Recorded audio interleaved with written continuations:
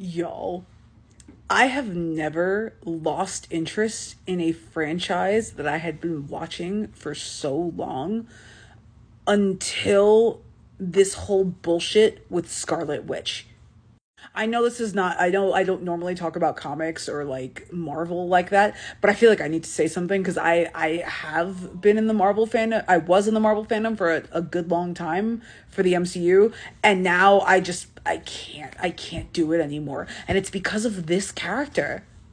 So I have been a Scarlet Witch girly from the moment that she showed up in the credits of The Winter Soldier. She is incredible. And I was really invested in her and her romance with Vision and her friendship with Hawkeye and all of those really cool things about her. Not least, like, as a sidebar, I was a huge Olsen twins fan when I was very, very small. So Elizabeth Olsen being their sister, that also really helped connect me to Scarlet Witch in a way.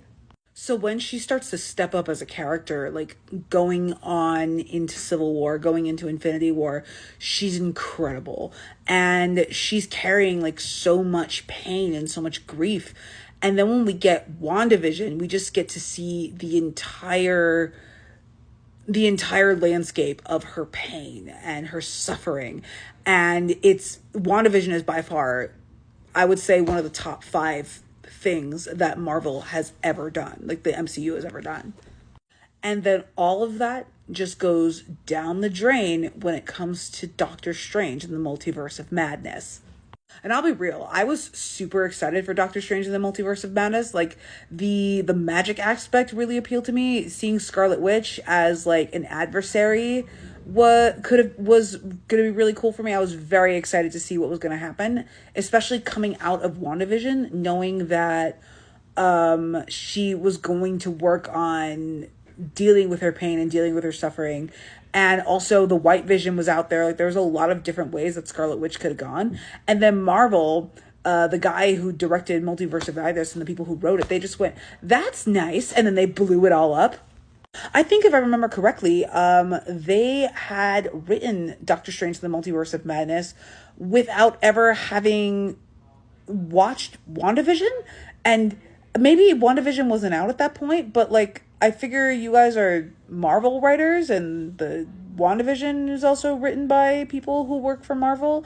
You couldn't compare notes? You couldn't do anything like that? Really? But just the absolute assassination on her character for no good reason. It makes me so angry. And Black Widow was a similar thing where Black Widow, when there was an exploration of her pain early on and there was like story happening for her, it was always surrounding a man. Like she was always supporting a male character. And even when it comes down to her death was, she fridged herself for Hawkeye.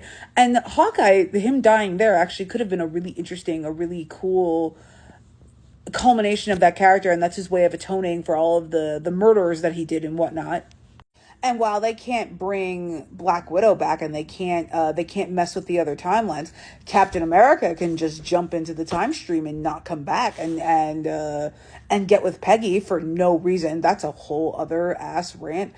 I can't stand Captain America now. Like I've always kind of side-eyed Captain America, but now I'm like, Captain America, the worst. But anyway, I feel like Black Widow's story, like, and even when she got her movie, it was kind of like here you go. Like, she's dead now. Here you go. You can have your movie. Meanwhile, everybody had been clamoring for a Black Widow movie since, what, Iron Man 2?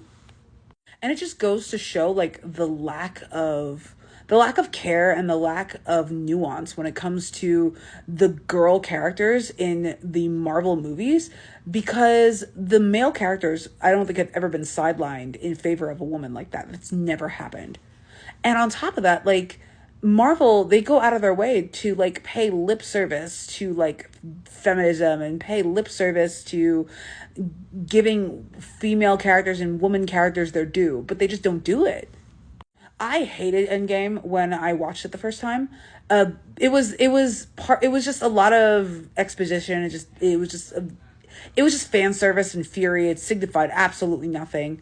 But the point where I was like, this movie knows that it sucks. This movie knows that it's pandering. It was that fan service shot where all the women are they're all lining up so they can go and attack Thanos all on their own. It was just such a pandering, like, icky marketing moment where it's like, oh, look, like, they are giving due to, like, all of the female characters. And you know who was missing? Black Widow, because they shoved her in the fridge. I have a picture of the Wasp here because I grew up watching Evangeline Lilly on Lost. I loved the Wasp going in, but I haven't seen Quantum Mania yet, so I don't know if they've ruined her yet. I feel like Marvel is an example of one of those franchises where it's like the female characters can't get away with even a little bit of what the male characters get away with. And it's so frustrating because we could have really cool girl superheroes in the MCU, and I don't know if we have them because I fell off after Multiverse of Madness because the whole thing that happened with Scarlet Witch just made me so mad. So, like, I don't know if the Marvels is good. I don't know if, like, any of that shit is good, but it just reinforces the idea that, like, a man could be a war criminal and everyone will still love him, but, like, a woman, all she has to do is be annoying and the fandom will want her to die. Like, it's crazy.